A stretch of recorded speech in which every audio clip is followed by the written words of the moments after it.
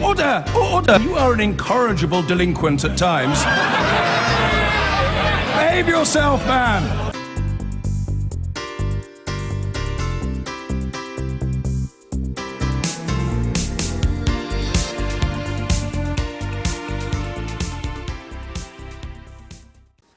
The government has restated its goal of cutting net migration to below 100,000. As official figures revealed, it remains at more than 3 times that target. 327,000 more people came to the UK than left in the year to March, a slight fall on the previous year. Net migration from the EU was 180,000, with record arrivals from Bulgaria and Romania. Ministers say reducing EU migration will be at the heart of their Brexit negotiations. Here's our home editor, Mark Easton. On a farm in Kent, Bulgarians and Romanians help produce strawberries for the high street supermarkets, evidence of how EU migration has grown to support substantial parts of the UK economy. The government interprets the Brexit vote as a clear mandate to reduce net migration down to the tens of thousands. But as yet, there's no clear strategy as to how they'll achieve it. And that worries this farmer. I'm very concerned that we might not have sufficient labour post-Brexit, and I'd like the government to fully engage with agriculture and horticulture to get a visa-restricted work scheme in place so we have enough people to harvest our crops. There have been suggestions that Britain might expand its seasonal agricultural workers scheme for low-skilled EU migrants, an idea that would prevent people like Cesar from staying on after the harvest is safely gathered in. My plan now is to carry on in the winter, and after that I will see how it will be. It's not just agriculture, of course. If Theresa May is serious about reducing net migration by 2/3, Britain is going to have to adapt to potential labour shortages in the hospitality sector, in the care sector, in construction, and of course in the NHS too. A report today calculates that 5% of all health service staff in England are EU migrants, 1 in 10 doctors, warning that the NHS could face collapse unless a way is found to retain European staff. But the government is suggesting a shift away from our addiction to cheap foreign labour. It's not just doctors and professionals. A lot of the sort of jobs that we need in the economy, we don't have the skills. I think the challenge for us is through the apprenticeship programme, through the training programmes that we've got in train to make sure that British people can take up those jobs. This part of Kent voted overwhelmingly for Brexit. So what do the people of Rochester think UK immigration policy should look like now? I think they should all go back to where they belong, really, because our country's ruined now, isn't it? There's no houses for us, there's no jobs. I'd like them to do what we've voted for, really, which is to make it much lower, much fairer. A points-based system would be excellent. The people that come over here that work in the nursing homes, that work in the health sector, that do jobs that we don't want to do, i.e. cleaning, or whatever it may be. We should let those ones in. Absolutely, I think we should let in the majority of them. The Brexit vote didn't resolve the immigration debate. If anything, it's prompted new and vital arguments. Mark Easton, BBC News, Kent. Now, the figures were down slightly, but more than 300,000 more people came to live in the UK than went abroad in the year to March. That's more than 3 times the target that Theresa May has again committed the government to reach. The numbers are split equally between migrants from in the EU and from outside. But for the first time, Poland has overtaken India as the most common non-UK country of birth. Fatima Manji has spent much of the day in Wisbech, where 1/3 of the population are migrants. With its elegant architecture, Wisbech has formed the backdrop of many a Georgian period drama. But unwittingly, it's also become a scene of immigration debate. Here, the migrants are largely low-skilled agricultural workers. And as a result, finding someone who's upset by how immigration's changed the town doesn't take long. It'd be nice to walk down the street and hear English talking instead of different languages. Correct. I like England. It's not what my father and my grandfathers fought for, to have a full up of foreigners. Half of these foreigners are on the side of Hitler. We're nothing against them. I mean, they're all very hard working, but we've got too many. This is what the problem is. They've taken over our small town. Britain is undoubtedly changing. Today's migration figures show for the first time Poland is the most common country of birth for non-UK born residents. Net migration remains at a record level, more than 300,000. That's 3 times the government's target. But some here in Wisbech think the problems being attributed to immigration locally are actually a debate about something else. People in their ordinary lives don't understand macroeconomic benefits. What they understand is schools, doctors, access to housing, and all of those have been impacted by migration. But it's not the fault of the people that have come to better their lives. It's a failure of the agencies, of government, local government, and the big employers who attracted the migrants over here in the first place. Dean Reeves volunteers at the Rosmini Centre, a community cafe where migrants can get advice and support. Mika originally came to the area 10 years ago from Latvia to work in a food factory. He's now employed by the centre and says there's uncertainty about the future, but for now he's working hard to encourage integration. Some people, yes, I think is worried.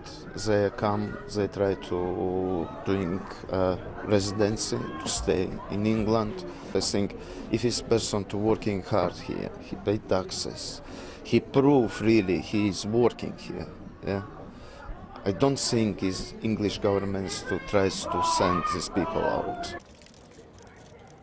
Today's figures show a slowdown in the numbers of people coming here from Eastern Europe. But migration from Bulgaria and Romania is at a record level. The government says it reflects the success of the British economy. Many newer migrants here will be working at farms and in the food industry. And those employers are concerned at the drive to cut migration. It would be impossible for us to harvest our lettuce and our salads. It would be absolutely impossible. There aren't enough British people who are interested in the seasonal farming jobs. So when we're looking for 2,500 people every year, then we do need to go outside of the UK to fill some of those vacancies. Just 30 miles away from Wisbech, Gee's is one of the largest salad producers in the UK. Seasonal workers are largely from Romania and Bulgaria and housed in hostels on site. The government's chief advisor on immigration control has suggested introducing a work permit for low-skilled EU migrants. Gee's say they'd welcome it, but numbers are needed. And this is the difficulty for the government: how to balance the pressure to cut migration with the demands of employers who need it to survive. Fatima Manji in Wisbech. The latest migration figures are just out and they show a slight dip in the net figure. That's the difference between the number of people coming to live here and the number leaving. But it is still way over the government's target.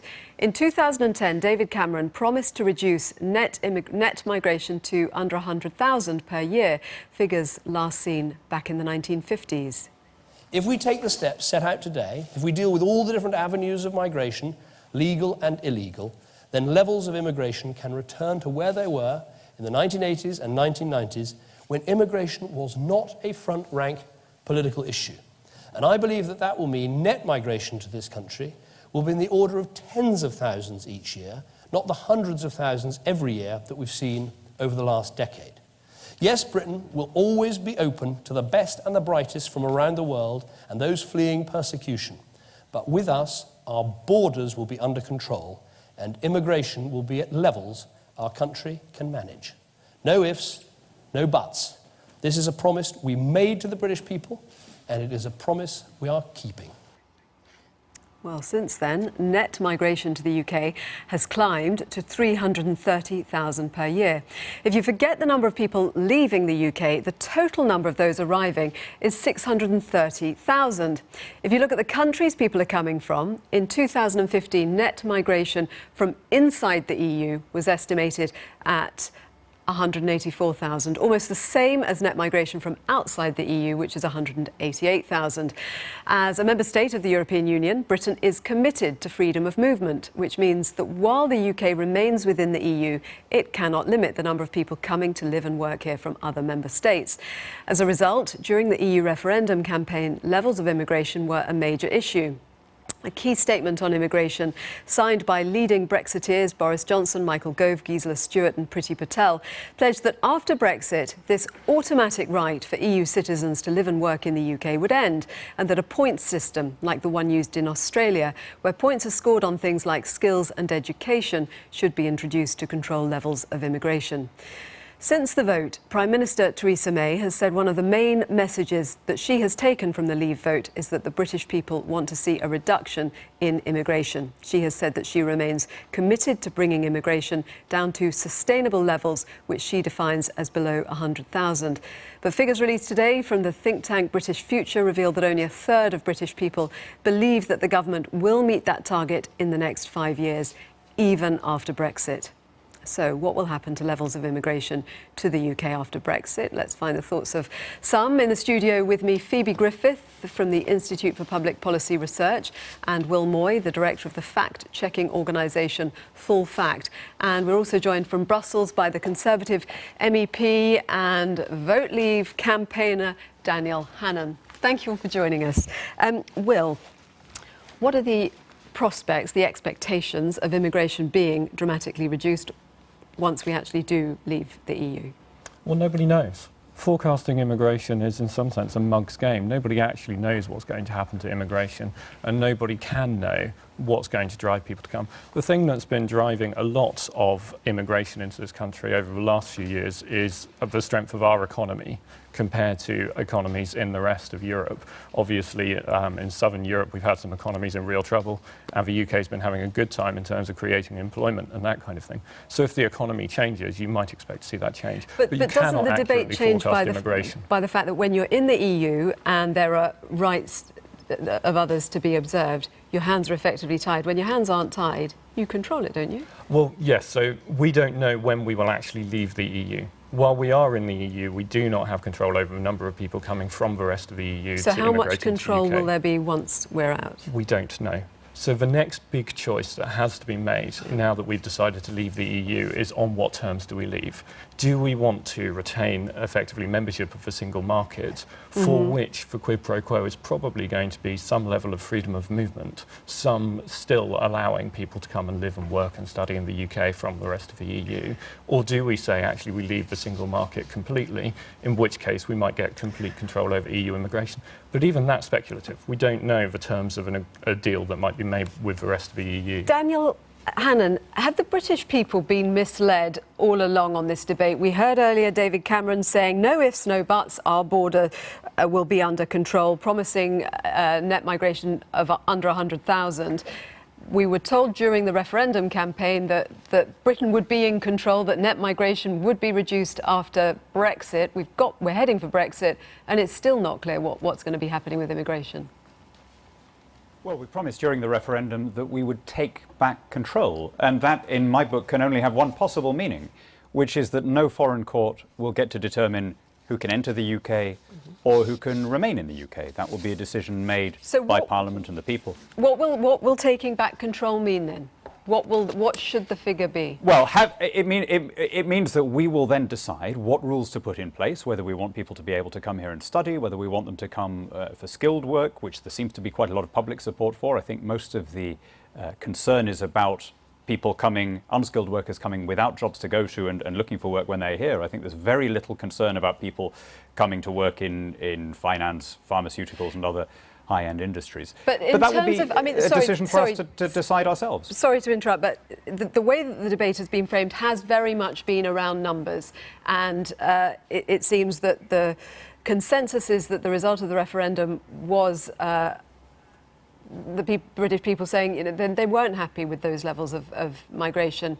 The 100,000 figure is the one that people have been led to believe would happen. Should that therefore now be an absolute commitment? Is that, in your view, what the figure should be? Well, that was a commitment of the Conservative Party at the last election. It wasn't a commitment of the referendum campaign. No, but it's sort of the figure that's been out there. Is that a figure that you think that the British people would like to see? We'll find out. It'll be for the British people to decide. I mean, would you like to see that figure? It's not something that I've ever asked for, but I'm a Democrat, and my sense is that most people probably do want a reduction in figures. And by the way, I think that's quite an achievable target. I'm much more upbeat than a lot sorry, of people about so this. 100,000 is achievable.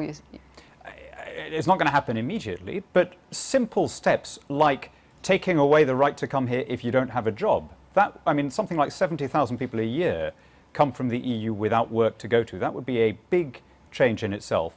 Removing in-work benefits so that you're not topping up the salaries of low-paid workers so that they don't have the same attraction in terms of the remittances. That would have a huge impact. These are not radical steps, and these are probably steps we could actually take in fairly cordial negotiations with our European So friends. we can take it then. But I think they would make a big difference. That's the figure. Sorry, is that the figure you would like to peg it at?